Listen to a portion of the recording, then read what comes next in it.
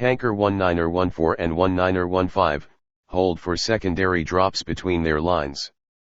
The first aircraft began their runs, threading between the massive tree crowns. The challenge was immense. They had to maintain precise altitude control while accounting for both the terrain and the turbulence created by the giant trees themselves. Watching those drop patterns, Danny called, "Remember, we want permeability. These aren't solid lines, we're creating zones of reduced fire intensity." The strategy began to take shape. The retardant lines formed a complex pattern across the landscape, channeling the fire's energy away from the most sensitive areas while allowing controlled burning in others. Ground teams reporting immediate effects, the incident commander radioed. "Fire behavior is moderating where it hits your patterns. But we've got spotting on the eastern ridge." Danny brought Tanker 19er10 around for its run. From his position, he could see the full scope of their operation, 4 massive DC-10s working in precise coordination, their drops creating an intricate web of protection around the ancient grove. "Final approach," he announced. "Watch for rotor effect off that ridge line." The turbulence hit them hard as they came in for their drop. The massive sequoias created their own wind patterns, forcing Danny to constantly adjust their flight path. But the DC-10's advanced systems helped maintain stability as they released their retardant. Ground teams confirming effective coverage, the incident commander reported. Fire intensity is dropping significantly in treated areas. But nature had one more challenge for them. A massive pyrocumulus cloud was developing over the fire zone, its anvil-shaped top reaching toward the stratosphere. These clouds could create dangerous downbursts, throwing firebrands miles ahead of the main front. "All aircraft, adjust patterns," Danny commanded.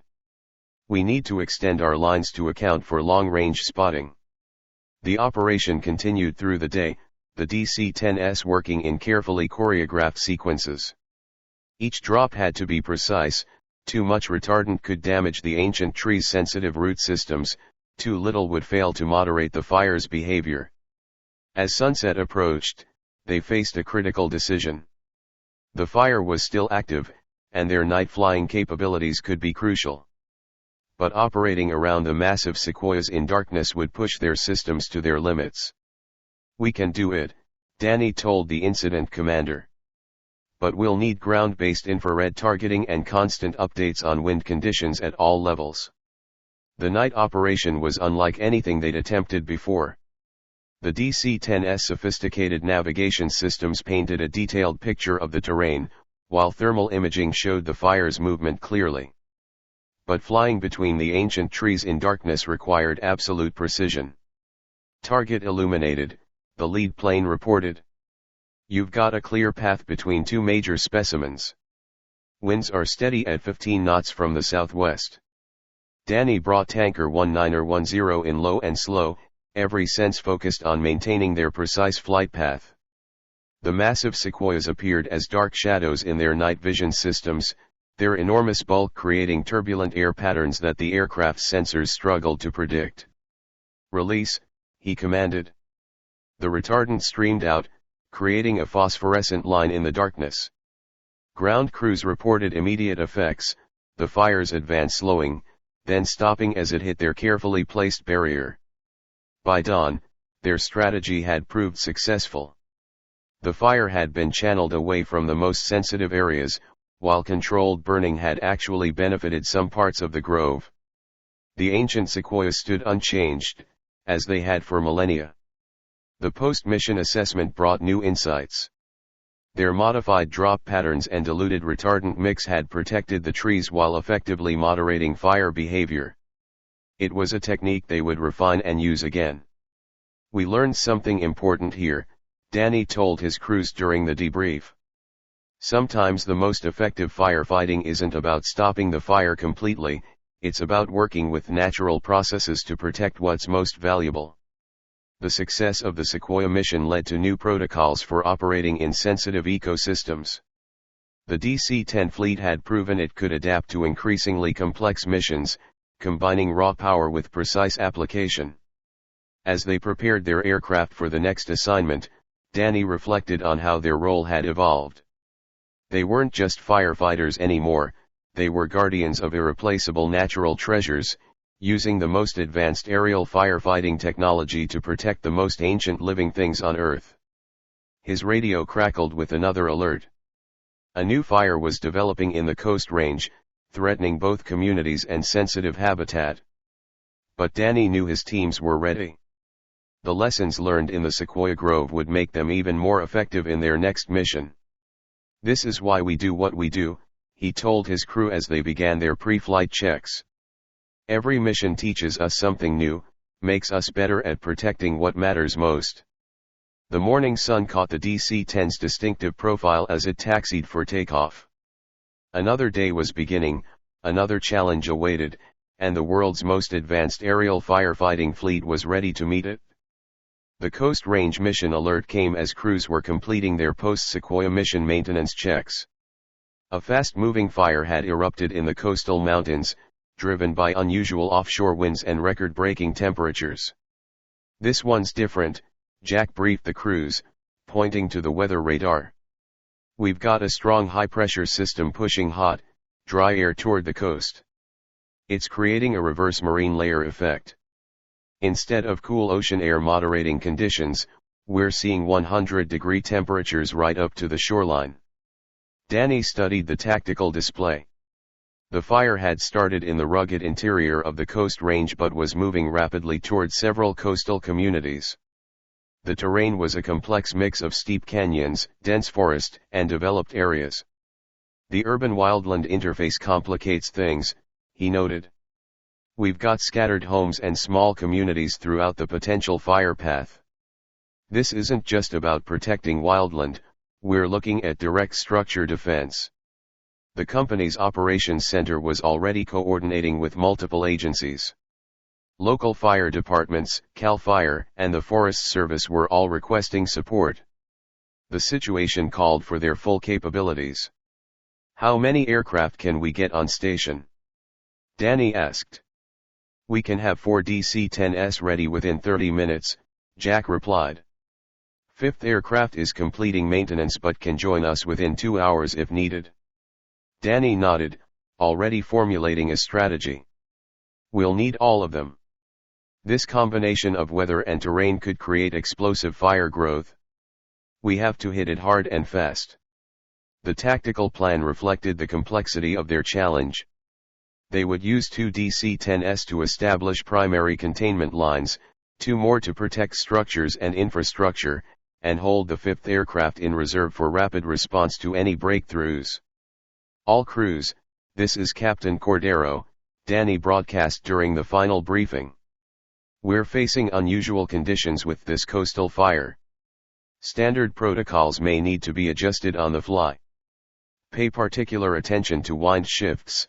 We could see rapid changes as the offshore flow battles with marine influence." As they approached the fire zone, the scope of their challenge became clear. The smoke column bent horizontally in the strong winds, creating turbulent conditions at all altitudes.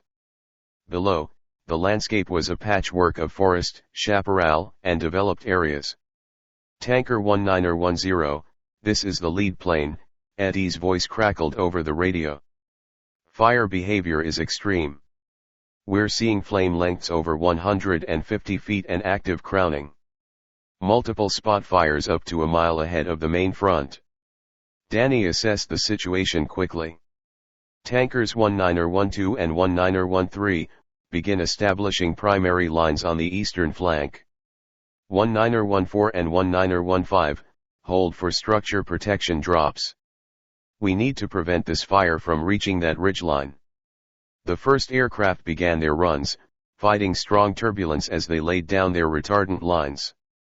The offshore winds complicated their drops, requiring constant adjustments to maintain accurate coverage. "Ground teams reporting good coverage," the incident commander radioed. "But we've got a new problem. Fires spotted across Highway 1. Multiple structures threatened in that coastal subdivision." Danny immediately redirected their efforts. "Tankers 1914 and 1915, Proceed to the subdivision. Create a buffer zone between the structures and the advancing fire front. Watch for power lines and communication towers. The operation became increasingly complex as the day progressed. The DC-10s had to work around inhabited areas, requiring extreme precision in their drops. The massive aircraft demonstrated remarkable agility, threading between obstacles while maintaining effective coverage. New spot fire developing in the canyon northwest of town, the lead plane reported. That drainage could funnel it right into the populated area. "This is where we show what these aircraft can do," Danny told his crews. He brought Tanker 1910 around for a precision drop, using the terrain to their advantage. The retardant line they laid down cut off the fire's path through the canyon, forcing it back toward areas they'd already treated. But nature wasn't finished challenging them. As afternoon approached, the weather pattern began to shift. The offshore flow weakened, allowing marine air to push inland. The resulting collision of air masses created extreme turbulence and erratic wind shifts. "All aircraft, be advised," Danny broadcast. "Wind direction is becoming unstable. Maintain higher safety margins on your approaches. We may need to adjust drop altitudes." The challenge was complicated further when several coastal fog banks began moving inland, reducing visibility in some areas while leaving others clear. This created a complex patchwork of conditions that required constant adjustment of their tactics. "Tanker 1915, hold position," Danny commanded as he watched a fog bank roll toward their drop zone. "Wait for that marine layer to clear before attempting your run." The operation continued through the afternoon and into evening. As darkness approached, they transitioned to night operations, using their advanced systems to maintain effectiveness even in limited visibility. "This is where our night capabilities really prove their worth," Danny told the incident commander. "We can keep working while other aircraft are grounded. With the marine layer moving in and out, that's going to be crucial." The night brought new challenges. The mix of fog, smoke, and darkness required absolute precision in their navigation. The DC-10's sophisticated systems painted a detailed picture of the terrain and obstacles, allowing them to maintain safe operations despite the conditions. Coming in for final approach, Danny announced as he brought Tanker 1910 in for another drop. The aircraft's thermal imaging systems showed the fire's position clearly, while terrain-following radar helped maintain safe separation from obstacles. The operation continued through the night, the DC-10s working in coordinated pairs to contain the fire's spread. Their massive retardant capacity proved crucial as they fought to protect both wildland and developed areas. By dawn, their efforts had paid off. The fire's advance toward populated areas had been stopped, while careful placement of retardant lines had channeled it away from the most sensitive habitat areas. "This mission proved something important," Danny told his crews during the debrief. "These aircraft aren't just about raw power, they're about precision and adaptability. We protected structures while still managing the natural fire regime in the wildland areas." The success of the Coast Range mission added new techniques to their playbook. They had demonstrated that the DC-10 fleet could operate effectively in the complex conditions of the urban-wildland interface, adapting their tactics to protect both natural and human environments. As they prepared for their next assignment, Danny reflected on how their capabilities had grown. The DC-10s had proven themselves capable of handling increasingly complex missions, combining power with precision in ways that were revolutionizing aerial firefighting. "We're not just fighting fires anymore," he told Jack as they reviewed the mission data. "We're developing new ways to protect communities and landscapes. Every mission teaches us something new." The morning sun caught the distinctive profiles of the DC-10s as ground crews prepared them for their next mission. Each aircraft represented the pinnacle of aerial firefighting technology, but it was the crew's experience and adaptability that made them truly effective. Danny's radio crackled with another alert. A new fire was developing in the high country, threatening both wilderness areas and watershed resources. But he knew his teams were ready. The lessons learned in the Coast Range would make them even more effective in their next challenge. The alert for the High Country mission came just as crews were completing their coastal operation debriefing. A major fire had erupted in the eastern Sierra Nevada, threatening both pristine wilderness and critical watershed resources that supplied water to millions of people. "This one's going to test our high-altitude capabilities," Jack announced during the emergency briefing. Fires burning between 8,000 and 12,000 feet elevation. "We're looking at thin air, steep terrain, and strong mountain winds." Danny studied the topographical display. The fire was burning in some of the most challenging terrain imaginable: jagged peaks, narrow canyons, and vast expanses of beetle-killed pine forest that created perfect conditions for extreme fire behavior. "What's our temperature and density altitude?" he asked, knowing these factors would be crucial for their heavy aircraft. "Surface temperatures in the fire zone are hitting 85 degrees, Jack replied. "With that elevation, we're looking at density altitudes approaching 14,000 feet. It's going to affect our load capacity and aircraft performance." Danny nodded grimly. The DC-10's impressive capabilities would be tested by these conditions. High-altitude operations required careful calculations of power, weight, and aerodynamics. "We'll need to modify our loading procedures," he decided. "Reduce retardant loads by 20% to maintain safe performance margins. Better to make more trips than risk pushing our limits in this terrain." The tactical planning was complex. They would need to coordinate 5 DC-10s operating in confined mountain valleys, dealing with unpredictable wind patterns and challenging approach angles. "All crews, this is Captain Cordero," Danny broadcast during the final briefing. "We're dealing with extreme mountain conditions today. Watch your escape routes carefully. These canyons can funnel wind and fire in unexpected ways. Maintain higher safety margins on all approaches." As they approached the fire zone, the magnitude of their challenge became clear. The smoke column rose over 35,000 feet, punching through the tropopause and creating its own weather system. Below, the rugged landscape was a maze of ridges, valleys, and sheer rock faces. "Tanker 1910, this is the lead plane," Eddie reported. "We're seeing severe turbulence at all working altitudes. The mountain wave effect is creating rolling air movements that could exceed our normal parameters." Danny quickly assessed their options. "We'll need to modify our attack strategy. Instead of parallel drops, we'll work the ridgelines individually. Each aircraft will have its own assigned sector to reduce the risk of conflict in these tight spaces." The first drops proved challenging. The thin air affected the aircraft's handling, while strong updrafts and downdrafts created constant turbulence. The DC-10's sophisticated flight control systems were working overtime to maintain stability. "Tanker 1912, watch that wind shear," Danny called as he observed one of his aircraft beginning its run. "You're getting mountain wave turbulence off that peak." The operation required absolute precision. They were working in valleys barely wider than their minimum turning radius, with peaks rising thousands of feet on either side. Each approach had to be perfectly planned and executed. "Ground teams reporting a new challenge," the incident commander radioed.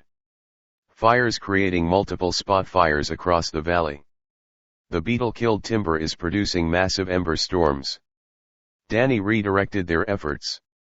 "Tankers 1914 and 1915, focus on those spot fires. We need to prevent them from establishing new heads in those dead-standing trees."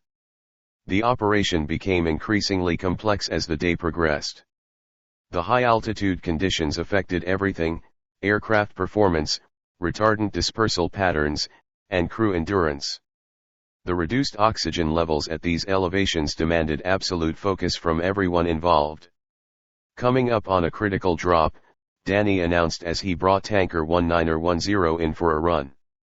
The narrow canyon left little room for error, but their target was crucial: a stand of ancient bristlecone pines, some over 4,000 years old, threatened by the advancing flames. The turbulence hit them hard as they entered the canyon. Mountain waves created severe up and down drafts, while rotors off the ridge tops threatened to push them toward the canyon walls. Danny's hands were steady on the controls as he fought to maintain their precise flight path. "Release," he commanded. The retardant streamed out, its dispersal pattern affected by the thin air but still effective. Ground crews reported good coverage as the DC-10 climbed away from the drop zone. But nature had another challenge in store. As afternoon approached, building cumulus clouds began to generate lightning, creating new fire starts across the region. The DC-10 fleet had to split its efforts, working to contain both the main fire and prevent the new starts from growing.